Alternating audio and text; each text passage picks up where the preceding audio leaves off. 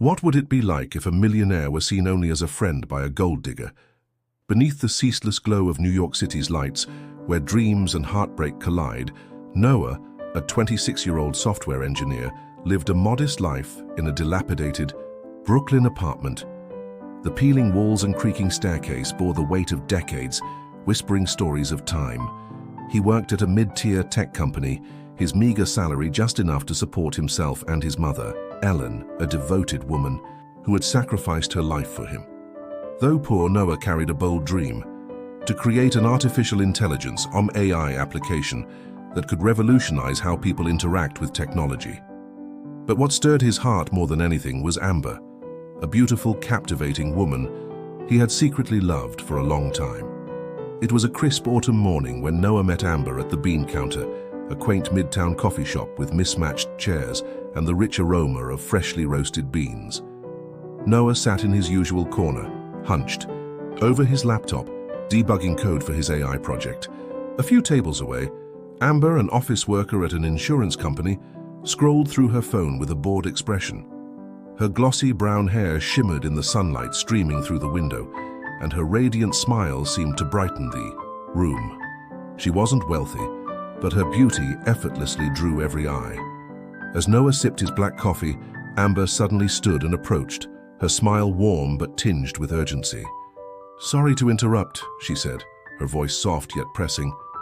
"My phone's completely dead and I'm expecting an important call. Do you have a portable charger or maybe a phone I could borrow for a bit?" Flustered but charmed by her confidence, Noah rummaged through his backpack, his cheeks flushing. Yeah, I've got a charger," he stammered, handing it over.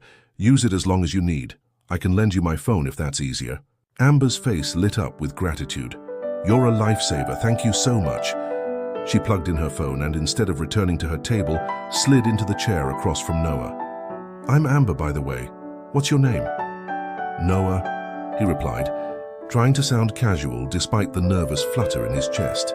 They fell into conversation, Amber sharing tales of her monotonous office job, filing claims, answering emails, and her dreams of a carefree life, free from financial worries, where she could travel and wear beautiful clothes without hesitation. Noah, always moved by simple stories of aspiration, opened up about his AI project, his eyes sparkling as he described its potential to change the world. Amber listened, nodding, her smile encouraging him to keep talking. Before leaving, Amber saved Noah's number in her phone, which had flickered back to life. "You're really sweet, Noah. I owe you a coffee for this. Text me sometime, okay?" she said, flashing a grin that lingered in Noah's mind for days. From that day, Noah and Amber became friends. Noah went out of his way to make her happy, even if it meant stretching his tight budget. He took her to small diners, places he'd saved up for weeks to afford. He bought her thoughtful gifts, a pair of delicate silver earrings, a soft scarf she'd admired in a thrift store, or a dress from a clearance rack that she said made her feel special. Amber accepted each gesture with a warm hug and a "You're the best, Noah." But she always called him her good friend, never hinting at anything more. Noah, though occasionally troubled by her detachment, convinced himself that his sincerity would eventually win her heart. As weeks turned to months, Noah's feelings for Amber deepened. He began to envision a future where she was more than a friend, someone who would stand by his side, share his dreams, and build a life together.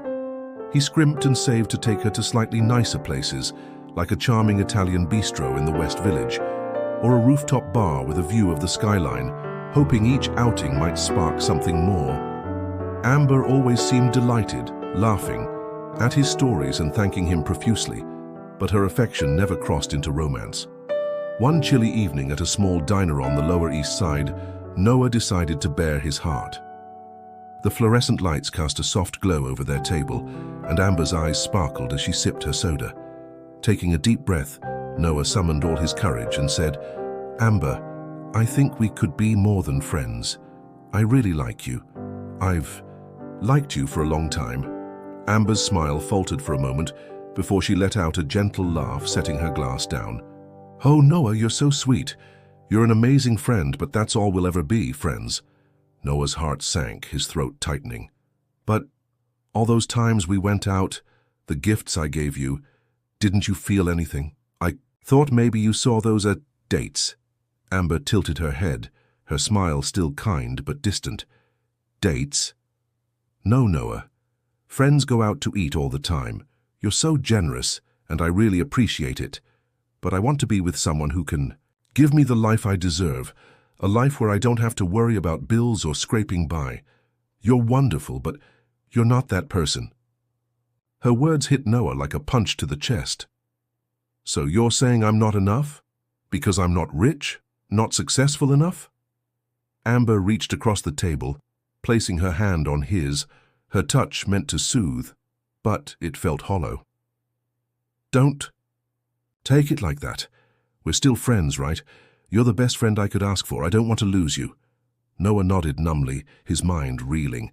He paid for their meal, though his wallet felt lighter than ever, and trudged back to the creaky Brooklyn apartment. The familiar scent of his mother's lavender tea greeted him as he stepped inside. Ellen, sensing his distress, sat him down on their worn couch. "What's wrong, sweetheart?" she asked, her voice soft but firm.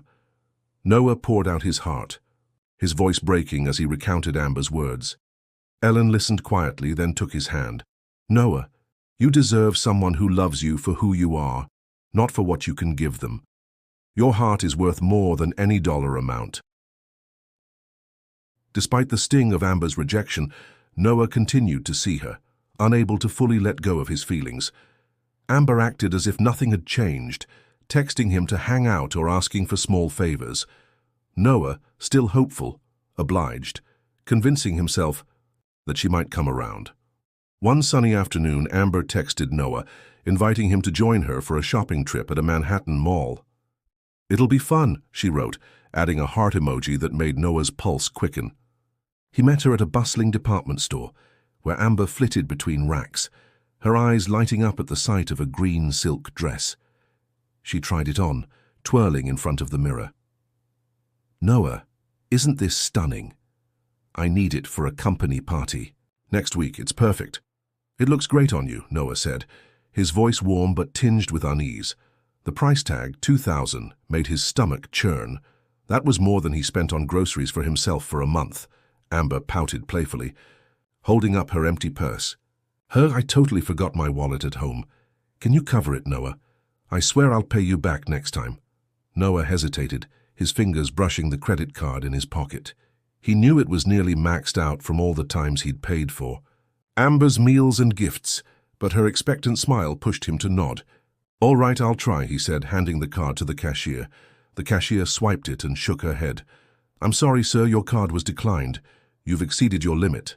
Noah's face burned with embarrassment. That can't be right," he mumbled, fumbling with his phone to check his balance. Amber's expression darkened, her arms crossing. "Noah, I really need this dress. What are we going to do now?" "I'm sorry, Amber," Noah stammered. "I'll figure something out, just—" Before he could finish, a middle-aged man in a tailored suit approached the counter, his watch glinting under the store's lights. He smiled at Amber, his voice smooth. "Allow me to take care of it. A dress this beautiful deserves a woman like you." Amber's face transformed, her frown vanishing as she beamed at the stranger. "Oh my gosh, thank you, that's so kind of you." She turned to the man, chatting animatedly, her laughter ringing out as if Noah weren't even there. Within moments, she linked arms with the man, thanking him profusely as they walked out of the store, the dress bag swinging from her hand. She didn't look back. Not once. Noah stood frozen, the declined card still in his hand, his chest tight with a mix of humiliation and heartbreak. The truth crashed over him like a tidal wave. Amber had never valued him. She stayed close because he was willing to pay for her whims, and the moment he couldn't, she discarded him without a second thought. Back at the Brooklyn apartment, Noah sat in the dim light of his cramped room, the faint sound of his mother's cough drifting through the thin walls. He replayed the scene at the store, each moment sharpening the pain, but his mother's words echoed in his mind. "You don't need to buy anyone's affection. You deserve someone who loves you for you." Those words ignited a fire within him, burning away the fog of self-doubt. Noah decided to cut off contact with Amber, and pour his heart into his dream, perfecting his AI application designed to optimize communication and data processing for businesses. Noah worked tirelessly, often sleeping only a few hours at the old wooden table, surrounded by crumpled notes and cold coffee cups. He took extra shifts to pay off his credit card debt, sometimes pushing himself to the brink of exhaustion, but every line of code he wrote for his app felt like a step toward his true self. On long nights, when Ellen brought him a mug of hot tea, she'd smile, her eyes brimming with pride. "You're doing something extraordinary, Noah, never forget that," she said. Dozens of investors rejected him, but Noah refused to give up. He refined, improved, and persistently pitched his idea, believing in its worth. He didn't just want success for the money, he wanted to prove to himself and the world that he didn't need Amber or anyone else to validate his value. 3 years later, Noah was no longer the struggling engineer of old. His AI application, a platform that streamlined business processes and boosted efficiency, was acquired by a major tech conglomerate for millions of dollars. Noah became the CEO of a new startup, gracing the cover of Forbes and speaking at international conferences. He moved to a sleek Manhattan penthouse, but remained tethered to his roots, frequently visiting his mother, who now lived comfortably in a modern apartment he'd bought for her, her health much improved with better care.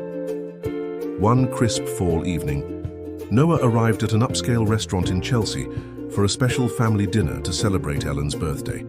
The restaurant glowed with candlelight, and a soft piano melody filled the air. Noah, dressed in a tailored suit, sat at a table set for 3, awaiting his wife and mother. A server approached, and Noah froze when he recognized Amber. She looked weary, her once glossy brown hair dull, her radiant smile reduced to a faint shadow. Amber's eyes widened as she recognized him, a mix of embarrassment and hope flickering in her gaze.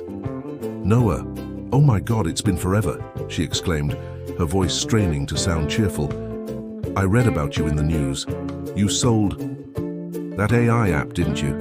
A millionaire now, I always knew you had it in you." Noah offered a faint, polite smile. "Thanks, Amber. How are you?" Amber hesitated, her hands clutching the serving tray tightly. "Noah, I messed up. I didn't see how amazing you were back then. I chased after shallow things, people who weren't worth it. I lost my job, my friends, everything. Maybe we could try again. I'm so sorry, Noah. I know I was foolish." Noah shook his head gently, his gaze devoid of the longing it once held. "Amber, I used to think you were special, but I learned that the truly special people are the ones who stay with me for who I am, not for what I have." Amber stepped closer, her eyes brimming with tears, her voice trembling. "Noah, please, I know I was wrong. You were the only one who ever truly cared about me. I've lost everything because of my stupidity. Give me a chance to make it right. I beg you." Before Noah could respond, the restaurant door opened and 2 women entered. One was Catherine, Noah's wife, her dark hair neatly tied, her warm smile radiating confidence and kindness. The other was Ellen, Noah's mother, her silver-streaked hair framing a face lit with pride as she looked at her son. They approached the table and Ellen paused, her eyes narrowing as she recognized Amber. "Amber?" Ellen said, her voice a mix of surprise and quiet reproach. "You're the girl who used to come to our apartment, aren't you? The one Noah tried so hard to please." Amber's face flushed and she lowered her gaze, fidgeting with the tray. "Yes, hello, Mrs. Ellen. I didn't expect to see you here." Ellen studied Amber, her expression sharp but not unkind. "I remember how much you hurt my son, but I also see how he's grown since then. Noah has a family now, people who love him for his heart, not his wallet." Noah stood, taking Catherine's hand and wrapping an arm around his mother. He turned to Amber, his voice calm but firm. "Amber, this is Catherine, my wife, and you already know my mother. Tonight's a family dinner to celebrate Mom's birthday."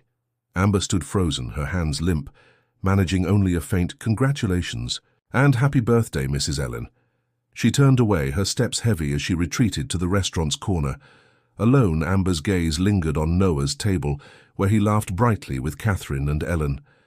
Memories flooded her mind, every time Noah patiently paid for her, the small gifts he scrimped to afford from his modest earnings, the sincere look in his eyes when she treated him as little more than a convenience. Now in her server's uniform, Amber felt a piercing ache, not just for losing Noah, but for realizing her shallowness had led her to this lonely place. She had discarded a remarkable man, not because he was poor, but because she was blind to his worth, chasing fleeting vanities instead. The lesson came too late, but it etched itself into her soul. A person's true value lies in their heart and sincerity, not in what they possess.